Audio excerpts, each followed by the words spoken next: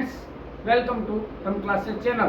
दोस्तों, आप सभी का प्रेम क्लासेस चैनल के इस मंच पर एक बार फिर से हार्दिक स्वागत है। दोस्तों, हमने अनुसंधान के बारे में सब कुछ जान लिया है। यदि आप ऐसा सोच रहे हैं तो गलत है दोस्तों, क्योंकि एक महत्वपूर्ण टॉपिक जिसकी शुरुआत ही अनुसंधान से होती है, वो क्या है? वह सामाजिक अनुसंधान। ये दोनों एक दूसरे का पूरक हैं। अब आप पूछेंगे पूरक कैसे? तो आज के इस टॉपिक में हम यही जानने वाले हैं कि सामाजिक अनुसंधान क्या है, इसकी विशेषताएं क्या है, महत्व क्या है, चरण क्या है और उसकी पद्धतियां क्या है।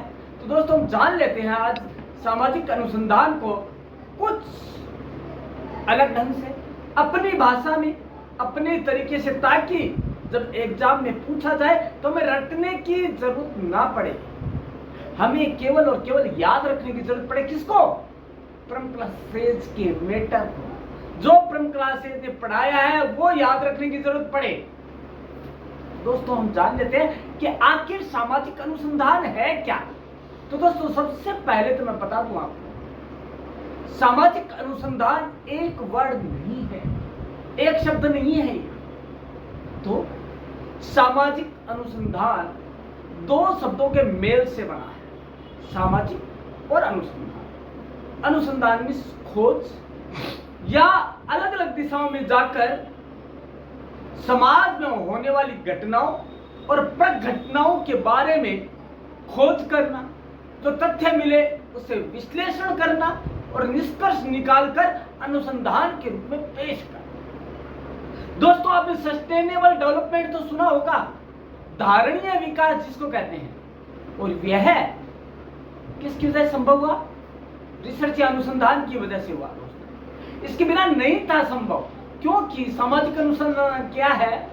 यह समाज में होने वाले, सामाजिक आवरण में होने वाले परिवर्तन, कारणों, घटनाओं और प्रघटनाओं का गहराई से अध्ययन करके उनके कारण और परिणाम तथा समाधान के मूल मंत्र को खोजकर उसे विकास की मूल धारा से जोड़ते हैं। तभी तो सस्टेनेबल डेवलपमेंट की अवधारणा आई। दोस्तों, फिर भी सामाजिक अनुसंधान क्या है, कितना पुराना है, कैसे हम इसे परिभाषित कर सकते हैं, इसे हम समझ लेते हैं। दोस्तों, मैं जैसा कि आपको बता रहा हूं, सामाजिक अनुसंधान उतना ही पुराना है जितना कि मानव जीवन का विकास।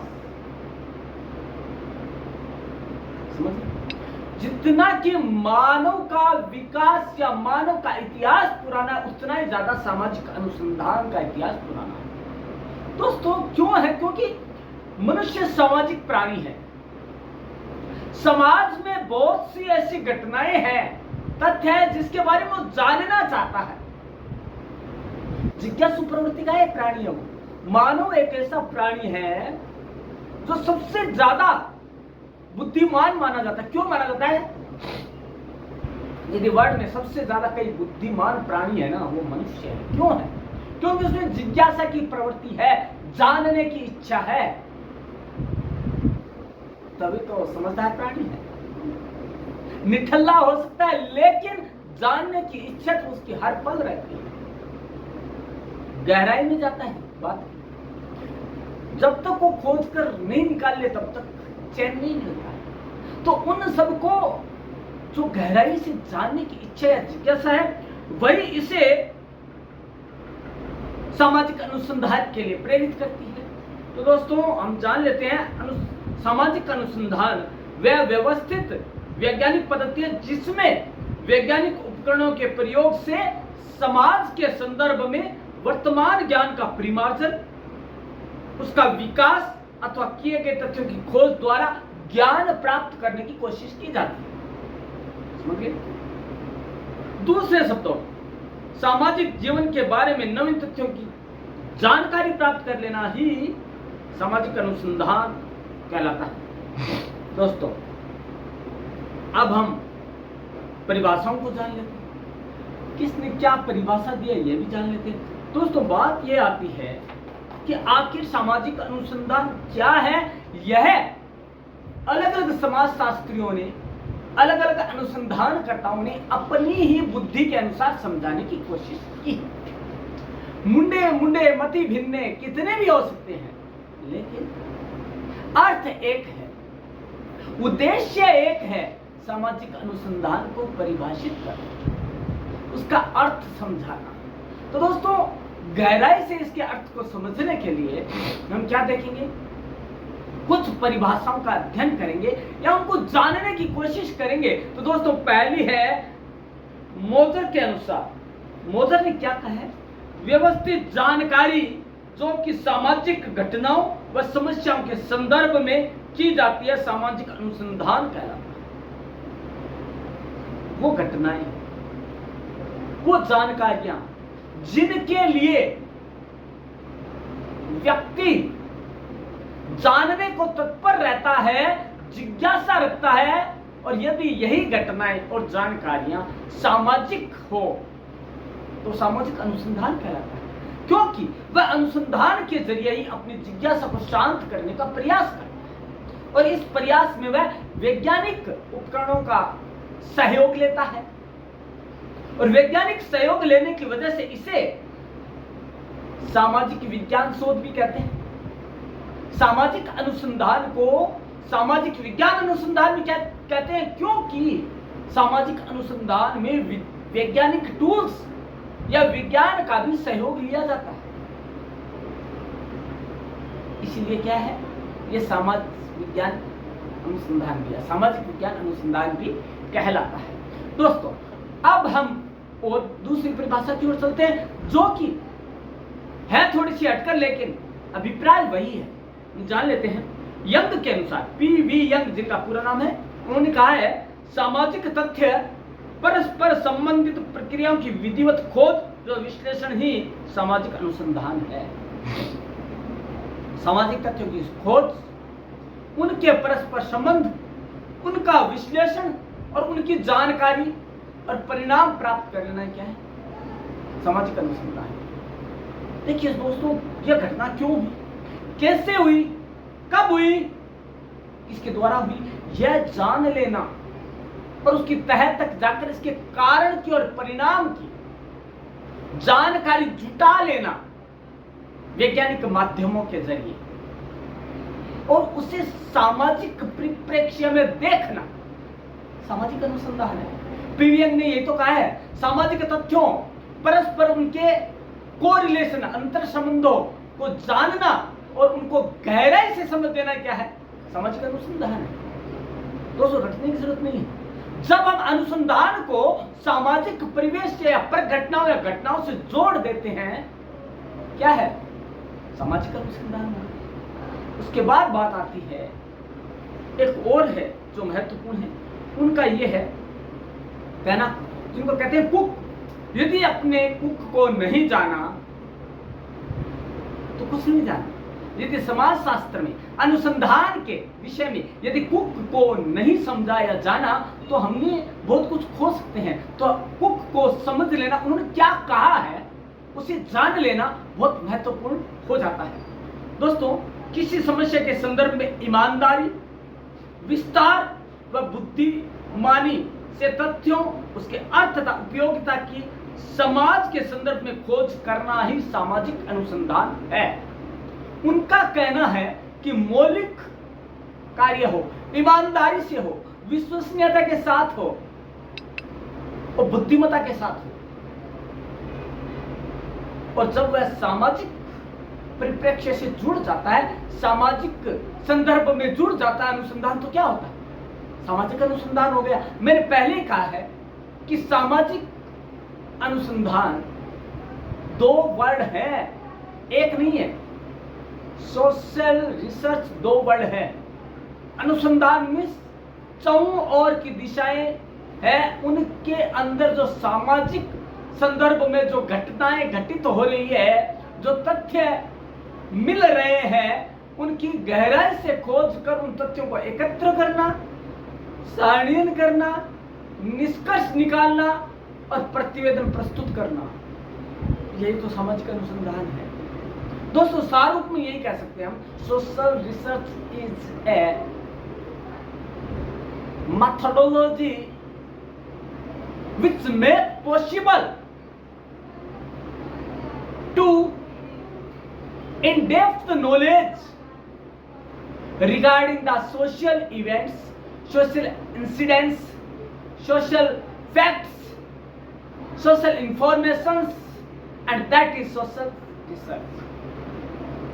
सोशल रिसर्च वह प्रविधि है, वह मेथोडोलॉजी है जो कि हमें सामाजिक परिवेश से संबंधित किसी भी घटना को, प्रघटना को या किसी भी कारण को या परिणाम को समझने की, गहराई से समझने की प्रेरणा प्रदान करता हुआ है सामाजिक शोध। सामाजिक शोध को हमने ढंग से जान लिया, समझ में आया, आ गया, क्योंकि हमने इतनी सरल भाषा में इसको समझाने की कोशिश की है। नहीं आता है समझ में तो आप कमेंट में लिखकर बता सकते हैं कि आप इसमें किस चीज को समझना चाहते हैं, राइट। अब हम जान लेते हैं कि आखिर इसका महत्व क्या है, सामाजिक अनुसंधान जैसी लंबी प्रोसेस को क्यों अपनाया जाए, क्या महत्व है इसका, हमारे जीवन में क्या महत्व है, आम जीवन में इसका क्या इंपॉर्टेंस है, क्या महत्व, क्या भूमिका है, क्या योगदान है, उसको जानने के लिए हम एक चीज जान लेते हैं, उसकी भूमिका पर, उसके महत्वपूर्ण, उसके योगदान पर हम कुछ दृष्टि डालते तो पता लगता है कि सामाजिक जीवन और घटनाओं को गहराई से जानने का प्रयास ही सामाजिक अनुसंधान है।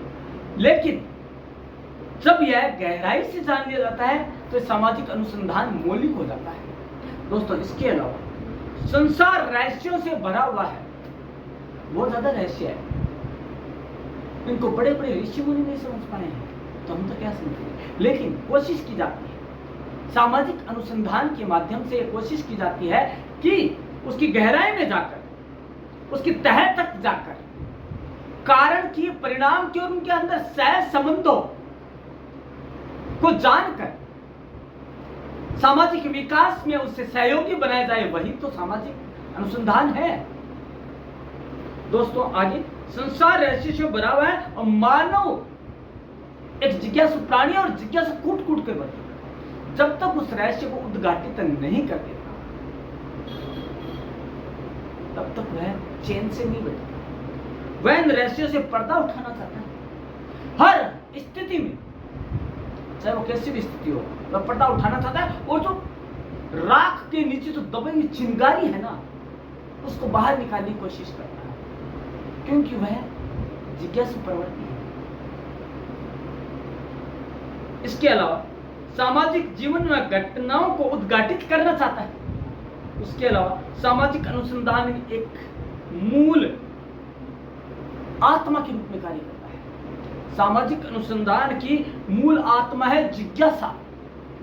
व्यक्ति की जो जानने की इच्छा है, जिज्ञासा, तीव्र उत्कंठा है ना, वह सामाजिक अनुसंधान के मूल में निहित है। इसी परिप्रेक्ष्य में हम कुछ बिंदुओं को जान लेते हैं जो कि सामाजिक अनुसंधान के महत्व स्वतः प्रतिपादित करने में सक्षम है।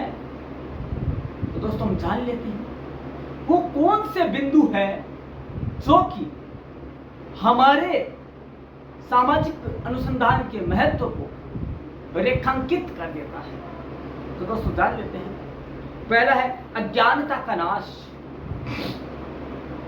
दोस्तों सामाजिक जो है ना, मनुष्य सामाजिक प्राणी, समाज में रहता है, समाज में अनेक घटनाएं होती हैं, अंधविश्वास भी है तो विज्ञान भी है। तो दोस्तों जो अंधविश्वास है ना, देखिए मैं बता दूं आपको, आज से 3 दशक पहले अनुसंधान से पूर्व जो अनुसंधान की प्रारंभिक स्थिति थी, उस समय और आज के समय बहुत ज्यादा बदलाव आया है।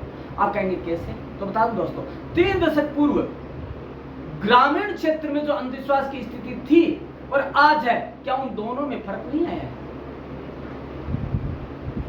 लोग अंधविश्वास के पीछे अपनी जान तक खो देते थे। बीमारी को नजर लगना, नजर का दोष टोटका टोना ये मानते थे।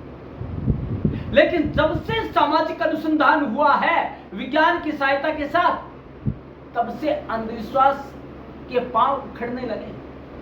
वह घबरा सा गया अंधविश्वास, क्योंकि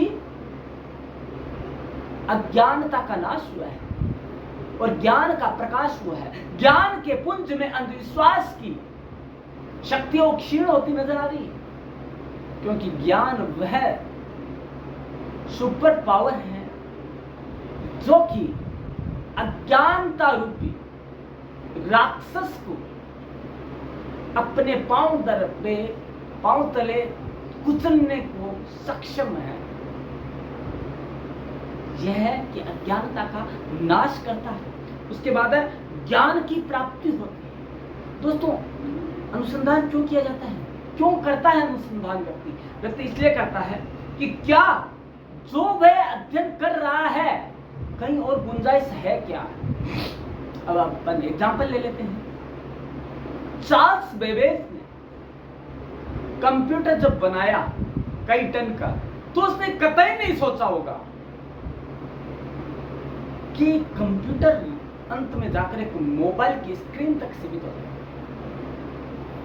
लेकिन जैसे जैसे खोज करते गए, डेप्थ में जाते गए, शेल्ड्रॉन बना, उसके बाद और कंप्यूटर बनते गए, लास्ट में परम कंप्यूटर बना, परम क्लासेस वाला परम कंप्यूटर, सुपर कंप्यूटर बना, और लास्ट में ये कहां से संभव हुआ? क्योंकि ज्ञान की प्राप्ति, गहराई में जाकर ज्ञान की प्राप्ति की कि कैसे समाज के लायक बनाया जा सकता है टेक्नोलॉजी, और यह बिना ज्ञान के संभव नहीं था। आज जो आप एआई देख रहे हैं ना, आर्टिफिशियल इंटेलिजेंस, यह भी ज्ञान की प्राप्ति से ही संभव हो पाया है। सामाजिक विकास में एआई का योगदान बहुत है।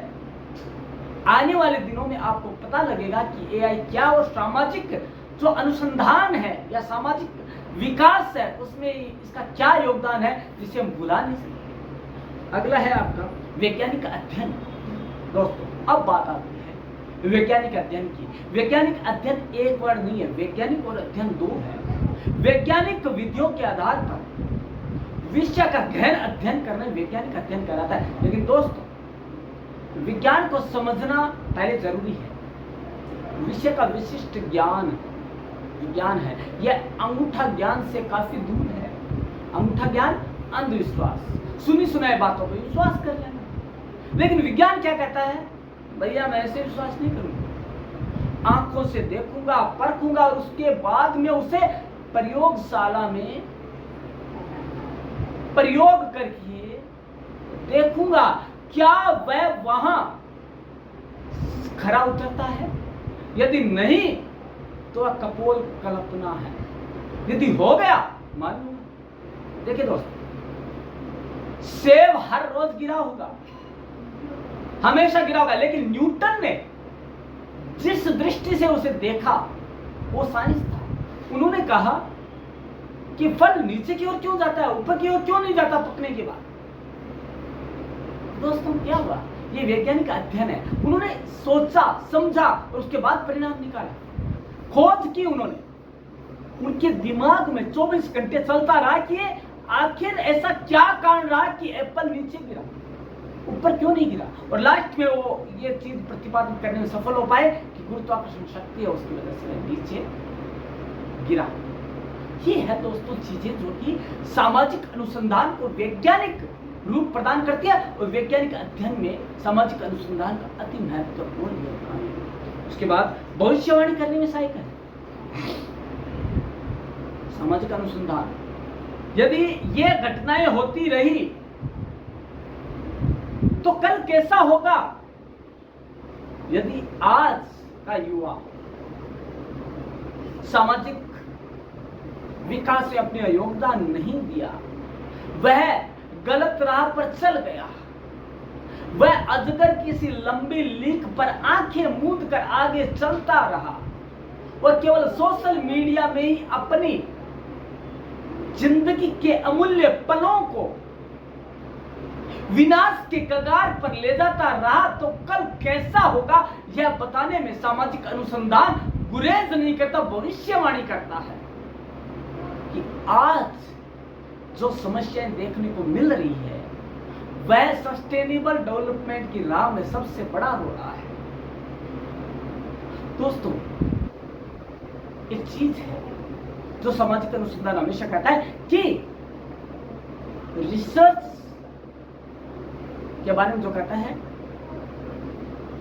Knowledge is free at research but you need to use your container. जो सोशल रिसर्च है ना, वो ज्ञान का भंडार है, लेकिन जरूरत है तो आपको अपने कंटेनर का यूज करने की। कंटेनर में अपना दिमाग, जिसमें कि एक एक चीज बैठ सकती है। ये सामाजिक अनुसंधान उससे बहुत सहायक है। सामाजिक अनुसंधान जो है ज्ञान की एक पोटली है, लेकिन उसे संचित करने के लिए आपको अपने कंटेनर क्या है आपका दिमाग, मस्तिष्क, उसको काम में लेने की जरूरत है, तभी आप इसके महत्व को समझ पाएंगे। उसके बाद बात आती है सामाजिक कल्याण। दोस्तों, जब सामाजिक अनुसंधान होते हैं, जब कारण और परिणाम और समस्याओं को समझने में सहायक बनते हैं, तो क्या होता है, सामाजिक अनुसंधान करता समस्याओं को खोजकर उसके निदान प्रस्तुत करते हैं, तो क्या होता है, सामाजिक कल्याण की राहें आसान हो जाती है और सामाजिक कल्याण का सूरज उदित हो जाता है। उसके बाद बात आती है समाज सुधार में सहायक। दोस्तों, जो भी सामाजिक कल्याणकारी योजनाएं हैं वो क्यों लागू की जाती हैं? ऐसे नहीं की जाती आंखें मूंद कर, पहले उनका रिसर्च किया जाता है। 5 वर्षीय योजनाओं में कितनी कमी रही, क्या रहा, उनका अनुसंधान किया जाता है, रिसर्च की जाती है उन पे, गहन रिसर्च, चाहे उसका रिसर्च के स्रोत कुछ भी रहे, लेकिन रिसर्च करके परिणाम निकाला जाता है। उसके बाद इन डेप्थ में जाकर क्या कारण रहे, कमियां रही तो, और उसके क्या नैदानिक सूत्र हो सकते हैं वो बताए जाते हैं। उससे सामाजिक जो कल्याण की योजना है वो सामाजिक सुधार में सहायक बनती है। देखिए दोस्तों, कल तक जो विधवा विवाह, बाल विवाह, पर्दा प्रथा, सती प्रथा जो देश समस्याएं थी, आज कहां गई? विज्ञान का विकास हुआ, लोगों को विज्ञान के विकास रूपी प्रकाश में भोर का उजाला नजर आया, ज्ञान की वह लो नजर आई जिसमें कि अंधकार रूपी दैत्य का सर्वनाश होते चला गया। और आज व्यक्ति सामाजिक सुधार में अपने आप को सहयोगी बनाने की दिशा में कदम उठा चुका है, और यह सामाजिक अनुसंधान की वजह से ही संभव हो पाया है, क्योंकि सामाजिक परिवर्तन या सामाजिक कल्याण की राह में कौन से माइलस्टोन में कौन सा रोड़ा बना, राह का रोड़ा कौन बना, उसे दूर करने के लिए अनुसंधान ने तह तक जाकर उसके कारण की खोज की और परिणाम निकालकर उसके जो निदान था उसको भी खोज कर रखा, और उसके फलस्वरूप इसकी मेडिकल ट्रीटमेंट भी हुआ और उसे वहां से उखाड़ फेंका गया। उसके बाद बात आती है आपकी सामाजिक महत्व। आपने समझ लिया होगा, सामाजिक महत्व इतना ज्यादा है सामाजिक अनुसंधान का, जिसे कि शब्दों में हम बयान नहीं कर सकते। या गूंगे का गुड़ है, गूंगे को यदि आपने गुड़ दे दिया तो बयान नहीं कर सकता, केवल जितने उसके पास शब्द है वो कहेगा मेरे पास शब्दों की अब इंतहा हो गई, जितने शब्द थे मैंने बता दिए, अब मेरे पास शब्द नहीं। दोस्तों, ये गूंगे का गुड़ है सामाजिक अनुसंधान। उसकी उपादेयता क्या है, वो क्यों किया जाता है? सामाजिक कल्याण, जो आम जन, जो कि एक शुरुआत की कड़ी से लेकर अंत की कड़ी तक का विकास की बात करता है, वह सामाजिक अनुसंधान है। कारण की गहराई में जाकर परिणाम की बात करने वाला और समाधान की तरफ नजर रखने वाला वो है सामाजिक अनुसंधान। सामाजिक अनुसंधान अंधेरे में तीर नहीं मारता, वह विज्ञान की सहायता लेकर ज्ञान रूपी तीर से अंधकार में तीर मारता है, जिससे कि समस्या खुद ब खुद प्रकट हो जाए और ज्ञान का सूरज उसे निकल जाए। यह है दोस्तों सामाजिक अनुसंधान की उपादेयता। अब हम जान लेते हैं कि इसकी विशेषताएं क्या है। सामाजिक अनुसंधान तो हमने जान लिया, इसके महत्व को जान लिया, लेकिन इसके नेचर क्या है, इसके कैरेक्टरिस्टिक्स क्या है, इसके लक्षण क्या है, इसकी विशेषताएं क्या है, इसके फीचर्स क्या है। दोस्तों सामाजिक अनुसंधान को हम जानने से पहले एक बात और कर लेते हैं कि दोस्तों ये सार्वभौमिक है। ऐसा नहीं है कि यह केवल भारतीय समाज में लागू होता हो। यह हर राष्ट्र में जितने भी धरती पर समाज है, चाहे वो कहीं का हो, सब पर लागू होता है। क्योंकि दोस्तों विकास की धुरी समाज है। क्योंकि युवा कहाँ रहता है? समाज में रहता है। और व्यक्ति कहाँ रहता है? वो भी समाज में रहता है। जवाहरलाल नेहरू ने बहुत बढ़िया बात कही है, आओ बच्चों तुम्हें दिखाएं झांकी हिंदुस्तान की, इस मिट्टी से तिलक धरती है बलिदान। क्यों? कहां से पता लगा? क्योंकि हमने सामाजिक अनुसंधान किया कि हमें देश को आजादी कैसे मिली, हमारे जो सामाजिक मूल्य है उनकी जो बेड़ियां थी वो कैसे कटी, तो हमें पता लगता कि ऐसे कुछ लोग हुए थे। इतिहास अनुसंधान तो है, तथ्यों के आधार पर अनुसंधान किया गया। तथ्य चाहे कहीं से मिले हो, चाहे हमें डायरिया मिली हो, चाहे महात्मा गांधी के पत्र मिले हो, चाहे हमें कहीं से स्तूप मिले हो या कहीं पे अभिलेख मिले हो, स्रोत कुछ भी हो सकते हैं, लेकिन अनुसंधान का तरीका वैज्ञानिक रहा है, ये हम जानते हैं। तो दोस्तों हम विशेषताओं को जान लेते हैं। पहली विशेषता है सामाजिक जीवन से संबंधित आई।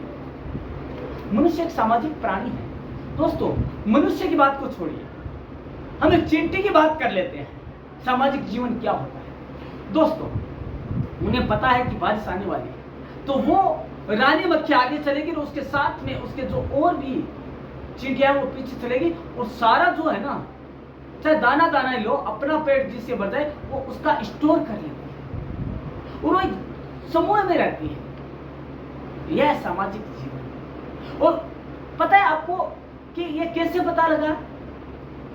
दोस्तों इसका भी अनुसंधान हुआ है कि सामाजिक जीवन किसको कहते हैं। सामाजिक जीवन के बारे में भी जानने की जब जिज्ञासा हुई तो सामाजिक अनुसंधान का सहारा लिया गया। सामाजिक जीवन, मानव जीवन कैसा रहा था, मानव का सामाजिक जीवन पहले कैसा था, प्राचीन युग में कैसा था, तो इसे जानने के लिए भी शोध किया गया। क्या क्या उसके अंदर स्थितियां आई, क्या क्या उसमें प्रोग्रेस हुई मानव जीवन में, उत्तरोत्तर जो विकास हुआ वह भी मानव जीवन के अनुसंधान की एक पद्धति है या वह एक इकाई है।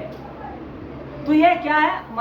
सामाजिक अनुसंधान सामाजिक जीवन से संबंधित है, सामाजिक जीवन से जुड़ी हुई, सामाजिक परिवेश से जुड़ी हुई घटनाओं, परिघटनाओं, कारणों, इनका विश्लेषण करती है और परिणाम के रूप में निष्कर्ष पेश करती है। उसके बाद बात आती है पारस्परिक संबंधों की खोज। कोई घटना हुई, हो गई, उसके अंदर कौन विक्टिम था, उसके लिए जिम्मेदार कौन था, उनके पारस्परिक संबंधों की खोज की जाती है। जैसे कि एक गांव में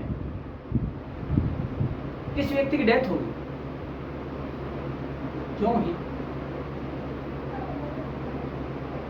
कि इसके ऊपर, इसको भूख नहीं लगती थी, इसके ऊपर साया था। किसने कहा साया है? क्या कोई घर में पढ़ा लिखा है? बोला नहीं है। बोला ये मिल गया कोरिलेशन। यदि घर में कोई पढ़ा लिखा होता तो उसकी डेथ नहीं होती, क्योंकि भूख की वजह से मारा गया। उसको डॉक्टर को चेक करवाते, यहाँ पे हमने साया मान लिया जो कि है ही नहीं। तो परस्पर संबंधों की खोज करना सामाजिक अनुसंधान है। दोस्तों मैं एक हल्का सा, एक छोटी सी बात है जिसके माध्यम से आपको इसके बारे में समझाने की कोशिश करूंगा। वो बात है कि एक होनहार युवक था, विदेश से पढ़कर आया और उसे घमंड था कि उसने इंग्लिश पढ़ी है। इसलिए मैं कहता हूं दोस्तों, अपनी जो भाषा है उसमें बात करना शर्म नहीं, फक्र महसूस होना चाहिए।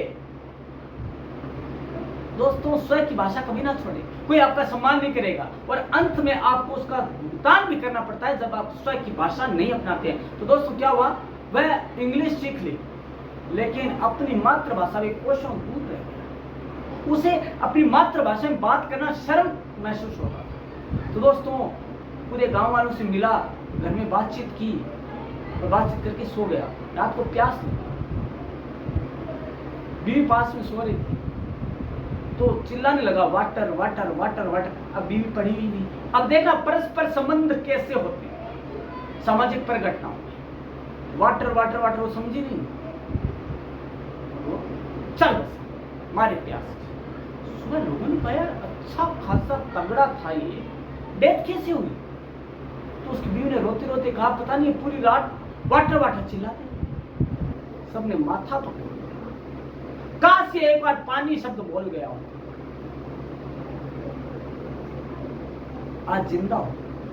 ये परस्पर घटनाएं, एक घटना दूसरे के कारण और परिणाम होती है। इनको पारस्परिक संबंधों की खोज करना क्या है, सामाजिक अनुसंधान। उसकी डेथ कैसे हुई, टाइम में जाया गया, पूछा गया तो उसने क्या कहा, या पानी बोल देता तो आज बच जाता क्योंकि पानी तो पास में पड़ा था मटका। यह पारस्परिक अंतर संबंधों को जानना या खोज करना, यह विशेषता सामाजिक अनुसंधान में निहित है। उसके बाद बात आती है विश्वसनीय ज्ञान की प्राप्ति। जहां विज्ञान है वहां विश्वसनीयता है, वह वस्तुनिष्ठता है, वहां विश्लेषण है, वहां वर्णन है और वहां प्रकाश है। विश्वसनीय ज्ञान की प्राप्ति होती है दोस्तों, जो कि ऑथेंटिसिटी है, ऑथेंटिक ज्ञान, नॉलेज, क्योंकि वह प्रयोगशाला में प्रूव किया गया ज्ञान है, सत्यता की कसौटी पर खरा उतरा हुआ ज्ञान है, यथार्थ की भट्टी में तप कर सोना या कुंदन बना हुआ ज्ञान है वो, इसलिए विश्वसनीय है वो, सामाजिक अनुसंधान से प्राप्त किए हुए ज्ञान। उसके बाद आती है सामाजिक प्राप्ति में या प्रगति में सहायक। सामाजिक प्रगति कैसे होगी, हम जब अंधविश्वासों से दूर होंगे, ज्ञान और विज्ञान की दिशा में आगे बढ़ेंगे, तभी तो क्या होगा, हमारे पास सामाजिक प्रगति के नए द्वार खुलेंगे। सामाजिक प्रगति के द्वार खुलेंगे किसकी वजह से, सामाजिक अनुसंधान की वजह से, क्योंकि हम समस्याओं से दो दो हाथ होंगे, हम अज्ञानता को दूर करने के लिए उस दिशा में आगे बढ़ेंगे तो क्या होगा, सामाजिक प्रगति होगी और हमारे जो विचार हैं वो परिष्कृत होंगे और नई दिशा में सोचने का हमें माध्यम मिलेगा, हमें एक नया पुंज दिखाई देगा जो कि सामाजिक प्रगति में सहायक होगा। उसके बाद बात आती है नवीन व प्राचीन तथ्यों की खोज करना। दोस्तों अनुसंधान में जो प्राचीन तथ्यों की उनको अध्ययन किया जाता है, नवीन तथ्यों के संदर्भ में उनका अध्ययन करके और कुछ चीजें नई निकाली जाती है कि क्या वो आज के युग में उतने ही सार्वभौमिक सिद्ध हो सकते हैं या सटीक सिद्ध हो रहे हैं जितने कि उस समय थे। दोस्तों देश काल और परिस्थिति के अनुसार हर चीज बदलती है, विज्ञान यही तो है। विज्ञान दिन प्रतिदिन प्रगति का नाम है, अंधविश्वास नहीं। अंधविश्वास तो वही का वही रहेगा, अंधविश्वास वही है, लेकिन विज्ञान ने क्या किया, आगे बढ़कर अंधविश्वास के नाक में नकेल कस के रख दिया, नाक में दम कर दिया अंधविश्वास के, आज उसे चारों खाने चित कर दिया, वो अपने अवशेष ढूंढता हुआ नजर आ रहा है अंधविश्वास। किसकी वजह से, विज्ञान के प्रयास की वजह से, विज्ञान के प्रकाश की वजह से। दोस्तों ये है अनुसंधान की विशेषता है। अब हम बात कर लेते हैं कि सामाजिक अनुसंधान की पद्धतियां क्या, कैसे किया जाता है, किस माध्यम से किया जाता है सामाजिक अनुसंधान। तो दोस्तों पहली पद्धति तो है सर्वेक्षण। अब सर्वे कैसे किया जाता है दोस्तों बताइए। सामाजिक सर्वेक्षण में लोगों को प्रश्नावली भेजी जाती है, अनुसंधान करता उस प्रपत्र को भरकर भेज देता है, या हम घर पर जाकर सर्वे कर सकते हैं। वो क्या प्रपत्र को भर देता है और भरकर हमें दे देता है, अपना जो समस्या है वो उसमें लिख देता है, या उसमें जो उत्तर होते हैं वस्तुनिष्ठता के आधार पर देता है और हमारा काम सिद्ध हो जाता है। यह होता है सर्वेक्षण। सर्वेक्षण भी कई पद्धतियां होती है, डायरेक्ट होता है, और इनडायरेक्ट भी होता है। ये अलग अलग तरह के होते हैं सामाजिक सर्वेक्षण। उसके बाद आती है पद्धति प्रयोग की पद्धति। प्रयोग किया जाता है, प्रयोग के आधार पर लोगों की भावनाओं को समझा जाता है, साइकोलॉजिकल एक्सपेरिमेंट किया जाता है, उसके आधार पर उनकी भावना को जानने की कोशिश की जाती है कि क्या सोच रहा है हमारे प्रोडक्ट के बारे में या सामाजिक समस्या के बारे में, और उसका निदान क्या है इसके दिमाग में। तो ये दोनों चीज निकल कर आएगी जब वह सामाजिक अनुसंधान का सहारा लेगा।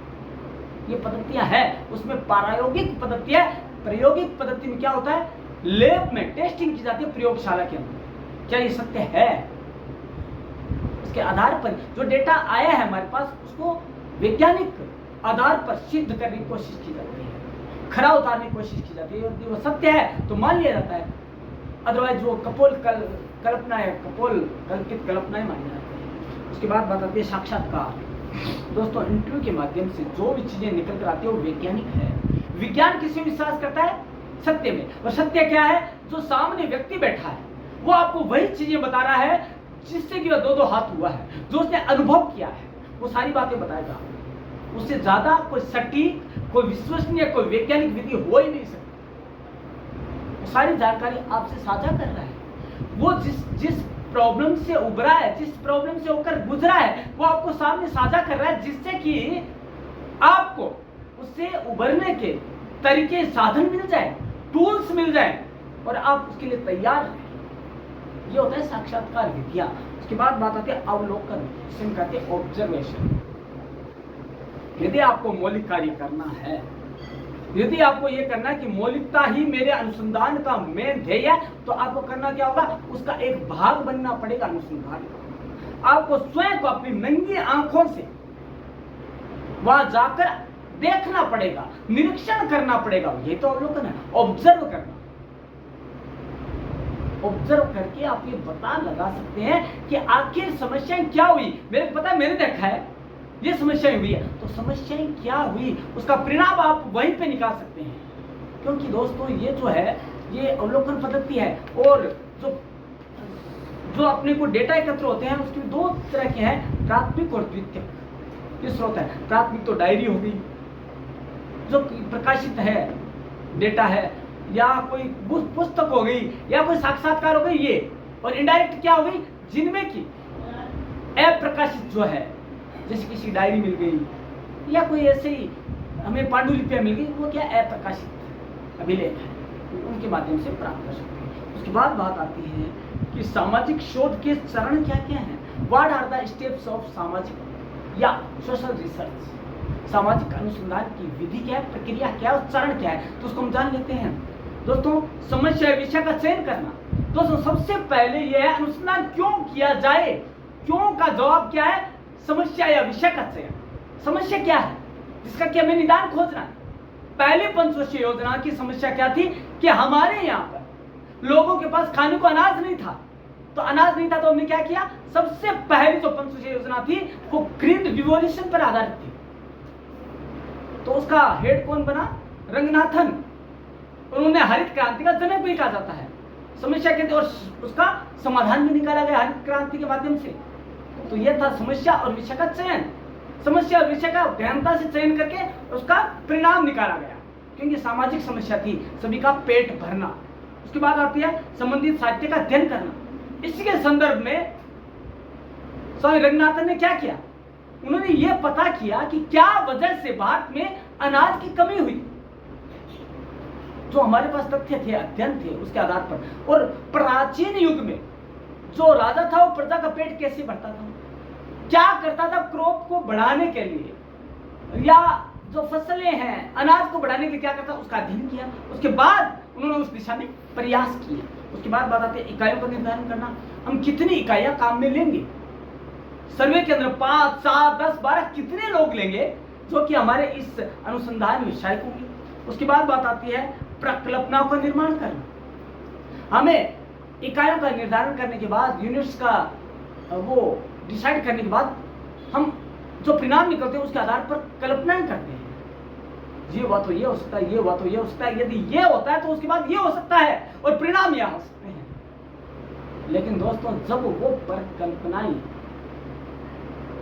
जो प्रयोगशालाओं में सिद्ध हो जाती है ना, वो ही वैज्ञानिक विधि है, अन्यथा सारी कल्पना है। उसके बाद उपकरणों और विधियों का निर्धारण प्राथमिक स्रोत और द्वितीयक स्रोतों के आधार पर सूचना स्रोतों का अध्ययन किया जाता है। दोस्तों, सूचना स्रोत का निर्धारण किया जाता है कि मेरे इस रिसर्च के लिए, मेरे इस रिसर्च टॉपिक के लिए या इस यूनिट के लिए कौन सा जो रिसोर्स है, डेटा सोर्स है, वो कौन सा उचित रहेगा, प्राथमिक का द्वितीयक। दोस्तों, हमें सोच समझ कर काम में लेना पड़ेगा, क्योंकि जहां पे प्राइमरी काम करेगा रिसोर्स, वहां पे सेकेंडरी काम नहीं करेगा। तो सोच समझ कर हमारी समस्या के अनुरूप हमें काम में लेना पड़ेगा। उसके बाद बात आती है तथ्यों का संकलन। दोस्तों, हमने स्रोत का चयन कर लिया, तो हमें क्या है, तथ्यों का संकलन करना पड़ेगा, डेटा इकट्ठा करना पड़ेगा, चाहे वो साक्षात्कार हो, चाहे सर्वे हो, चाहे प्रश्नावली हो, चाहे अवलोकन हो, चाहे अनुसूची हो, कोई भी हो, चाहे वो मोबाइल फोन से हो, चाहे मोबाइल से हो, चाहे टेलीफोन से हो, चाहे डायरी पढ़ने से हो, चाहे उपलब्ध साहित्य को अध्ययन करने से डेटा इकट्ठा हो। हमें डेटा एकत्र करना पड़ेगा ताकि हम उसे आगे काम में ले सके। उसके बाद क्या है, तथ्यों का संपादन, संकेतन और वर्गीकरण। जो तथ्य हमें मिले हम उसे क्या करेंगे, संपादन करेंगे, क्योंकि तथ्यों को हूबहू नहीं ले सकते काम में, साभार या कुछ हमें इसमें लिखना पड़ेगा, जोड़ना पड़ेगा हमारी ओर से भी, नहीं तो ये मौलिक नहीं, चोरी होगी। साहित्य की चोरी सबसे बड़ा अपराध। कॉपीराइट का उल्लंघन में आप अंदर चले जाएंगे तो कोई निकालने वाला नहीं मिलेगा। हमें दिमाग लगाना पड़ेगा। चोरी मतलब नकल में भी अक्ल। हमने क्या किया, संदर्भ सूची में नाम दे दिया कि हमने यहां से लिया है। ये भी हमें सोचना पड़ेगा कि कहां पे संदर्भ दे सकते हैं और कहां हम हमारे शब्दों का यूज कर सकते हैं। तो हमें क्या करना पड़ेगा, उसके अंदर तथ्यों का संपादन करना पड़ेगा, संकेत देना पड़ेगा कहां से लिया है हमने संदर्भ सूची में, और वर्गीकरण करना पड़ेगा, सारणीयन करना पड़ेगा। सारणी में हम अलग अलग ग्रुपों में, अलग अलग वर्गों में उसे रखेंगे जहां पे वह उपयोगी है। उसके बाद बात आती है सारणीयन करना। जो तथ्य आए उनको हमने टेबुलेशन में रख दिया, सारणीयन कर लिया। सारणीयन से क्या है, पूरी स्थिति स्पष्ट होगी, डेटा क्या था, किस लिए काम में लेगा, को रिलेशन क्या है दोनों के मध्य में, यह भी तय हो जाता है। और अलग अलग तरह की सारणियां बनती है, अट्रैक्टिव भी होती है, क्लोज भी होती है, ओपन भी होती है। उसके बाद बात आती है तथ्यों का विश्लेषण व विवेचन। अब जो तथ्य हुए हमने टेबल में रख लिया, केवल टेबल नहीं दे सकते हम, उनमें टेबल के आधार पर हम उसका वर्णन कर सकते हैं, विश्लेषण कर सकते हैं, विवेचन कर सकते हैं। विश्लेषण कि हमने ये डेटा एकत्र किया, हमने उस क्षेत्र से किया। अब विवेचन में क्या करेंगे, कोरिलेशन बता देंगे, उस क्षेत्र में ये स्थिति रही शिक्षा की, उसमें शिक्षा नहीं होने की वो क्या वजह है, उनका हमने कारण दे दिया, और उनके वहां पे हमने समाधान पेश कर दिया कि ये हो सकता है यदि उनका यदि हमने दूर कर दिए वो अंधविश्वास है, वो वजह अशिक्षा की, तो हमें बहुत बड़ा फायदा हो सकता है देश के विकास में। उसके बाद बात आती है सामान्यकरण में नियमों का प्रतिपादन। उनको सामान्यकरण की स्थिति में लाएंगे, जो कुछ अटपटे से या अस्पष्ट थे उनको हमने क्या किया, सामान्यकरण की इस सरल स्पष्टता की ओर ले जाएंगे, जिससे कि वो स्पष्ट होकर हमारा काम कर दे। तो उसके बाद क्या आएगा, काम करने के बाद निष्कर्ष निकालेंगे। उसे निष्कर्ष क्या निकला, लास्ट में हमने सारा डेटा का विश्लेषण कर दिया, सारा कर दिया, निष्कर्ष क्या निकला, हमने उसमें क्या कंक्लूजन दे दें। कंक्लूजन के बाद क्या करेंगे, हम उसे रिपोर्ट राइटिंग करेंगे, पूरा लिख देंगे, जो कि हमारे अनुसंधान की एक पांडुलिपि बन जाएंगे, जिसे हम बाद में पब्लिश करवा सकते हैं। यही तो शोध हुआ, सामाजिक अनुसंधान। ठीक है, अब जो आज का लास्ट टॉपिक है वो जान लेते हैं, वह सामाजिक अनुसंधान के प्रकार कौन से हैं, कौन कौन से प्रकार है। तो दोस्तों संक्षिप्त में जान लेते हैं। पहला है मात्रात्मक, हम जिसके माध्यम से मात्रा, प्रभाव की मात्रा जान सकते हैं वह सामाजिक अनुसंधान। जैसे कि एक सेमिनार हुआ, हमने उनसे माइक पर यह पूछा कि आप में से यह प्रपत्र में लिख कर दे कि कितने लोगों ने सेमिनार को पसंद किया और कितनों ने ना पसंद किया, मात्रात्मक। अब गुणात्मक में भी यहां पूछ सकते हैं कि आप क्या इस तरह की कितनी और चाहते हैं सेमिनार, क्या आप इस तरह की सेमिनार चाहते हैं, आप सेमिनार में क्या बदलाव चाहते हैं, क्या परिवर्तन चाहते हैं, और क्या चाहते हैं कि ये आगे और प्रभावी हो सके। उसके बाद बात आती है व्यवहारिक शोध, जो प्रैक्टिकल होता है, व्यवहारिक, सामाजिक अनुसंधान की जब बात आती है तो हमारे सामाजिक व्यावहारिक होता है। सामाजिक अनुसंधान व्यावहारिक दृष्टि से किया जाता है ताकि जो सामाजिक समस्या है वो सामने निकल कर आ जाए। ठीक है, उसके बाद बात आती है शुद्ध शोध। शुद्ध शोध वह होता है जिसमें कि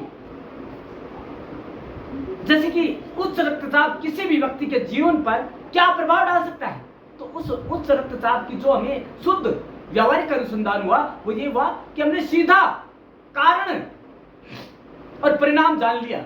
हमने कोई और अनुसंधान नहीं किया, हमने सीधा शुद्ध प्योर रिसर्च कर दिया कि भाई किसी का उच्च रक्तचाप हो गया तो उसकी क्या स्थिति होगी, उस व्यक्ति पर क्या बीतेगी या उसके ऊपर क्या प्रभाव पड़ेगा। तो हमने ये शुद्ध अनुसंधान जाना। उसके बाद व्याख्या परक, हमने व्याख्या कर दी कि इसका कारण क्या हुआ, परिणाम क्या हुआ और लास्ट में समाधान क्या हो सकता है इसका, और उसके दूरगामी प्रभाव क्या पड़ सकते हैं, दूरदर्शिता क्या हो सकती है। उसके बाद बात आती है वर्णनात्मक।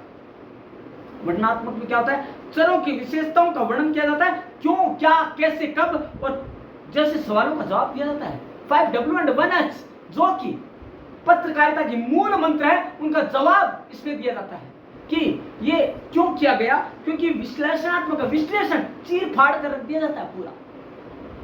स्वतंत्र चर है, उसका जो दूसरे डिपेंडेंट के ऊपर क्या प्रभाव हुआ, उसकी वजह से क्या स्थिति बनी, यह है विश्लेषण परक अनुसंधान। उसके बाद आते हैं संकल्पनात्मक। अवलोकन, विश्लेषण और कल्पना निर्माण है संकल्पनात्मक का हिस्सा है, क्योंकि हम कोई भी अनुसंधान करते हैं, कोई भी शोध करते हैं तो हमें जो डेटा निकलता है उस आधार पर हम परिकल्पना का निर्माण करते हैं कि इसका परिणाम ये भी हो सकता है, इसका कारण ये भी हो सकता है। लेकिन जब पूरा अनुसंधान कर लिया जाता है तो लास्ट में कुछ चीजें हम सबूत के तौर पर हम जो हमें डेटा इकट्ठा हुआ साक्षात्कार के माध्यम से, अवलोकन के माध्यम से, उसके आधार पर हम उसकी सत्यता को वहां रख देते हैं। तो क्या हुआ, सिद्ध उपकल्पना हो गई। उसके बाद है अनुभाविक, जो हमारे अनुभवों पर आधारित हो। वह सामाजिक अनुसंधान जिन समस्याओं से हम होकर गुजरे हैं उनका वर्णन करना, कारण क्या रहा और आज क्या परिणाम हो रहे हैं उनके। यदि उस समय हमारे साथ ये कारण नहीं रहे होते तो हम और ज्यादा विकास कर रहे होते। यदि अंधविश्वास जो हमारे युग में था वो नहीं होता तो आज विज्ञान कहीं और होता। तो ये चीजें क्या अनुभवों पर आधारित होती है, अनुभाविक अनुसंधान होता है। उसके बाद आता है निगमनात्मक, जो पहले से साहित्य उपलब्ध है उसके आधार पर उसका अध्ययन करके आगे की बात करना। यह निगमनात्मक मतलब पूर्व में जो है उसके आधार पर अध्ययन करके निष्कर्ष निकालना। और एक है आगमनात्मक, जो सिद्धांत पहले से विकसित नहीं है उन सिद्धांतों को विकसित करके और उनके आधार पर मतलब उन सिद्धांतों को विकसित करने पर ध्यान केंद्रित करना और उसके आधार पर परिणामों को साबित करना या परिणामों को निकाल कर सामने रखना या निष्कर्ष प्रस्तुत करना। क्या है आगमनात्मक। उसके बाद जो लास्ट है जो इसका है पद्धति है या सामाजिक अनुसंधान का प्रकार है वो पूर्वानुमानात्मक है। पूर्वानुमान लगाना, कोई भी समस्या हमने देख ली, अब पूर्वानुमान क्या हो सकता है उसका। यदि वो समस्या अनुसंधान के माध्यम से सही नहीं हुई, हल नहीं हुई, तो उसका पूर्वानुमान क्या है, क्या हो सकता है उसका पूर्वानुमान। यदि बारिश नहीं हुई तो क्या होगा, पूर्वानुमान है अकाल पड़ेगा। यदि हमने वाटर हार्वेस्टिंग नहीं अपनाया तो क्या होगा, सूखा पड़ेगा, अकाल होगा, पूरी जगह त्राही त्राही मच जाएगी। तो दोस्तों हमें त्राही त्राही नहीं मचानी है, हमें पढ़ना है, अनुसंधान को रटना नहीं है। यदि ज्ञान चाहिए तो हमें हमारे कंटेनर हमारे मस्तिष्क को काम में लेना पड़ेगा, क्योंकि परम क्लासेज वह लाइब्रेरी है जहां पर ज्ञान ज्ञान बिखरा पड़ा है फ्री का। लेकिन उसे लेने के लिए अपने कंटेनर का यूज करना पड़ेगा। और वो कैसे करेंगे, आप इसको बेल आइकन दबाएंगे और क्या करेंगे, सब्सक्राइब करेंगे, तभी तो आपके कंटेनर में ये पता लगेगा, आपके दिमाग में आएगा, बेल बजेगी आपके दिमाग में कि भैया कोई नई चीज आ गई है। तो दोस्तों जो आपका पथ प्रदर्शक है, साथी है, उसके साथ चलते रहिए और सफलता की ओर अपने कदम बढ़ाते रहिए। तो दोस्तों कब मिलते हैं, याद रखिएगा कल इसी समय इसी मंच पर मिलेंगे, तब तक के लिए धन्यवाद।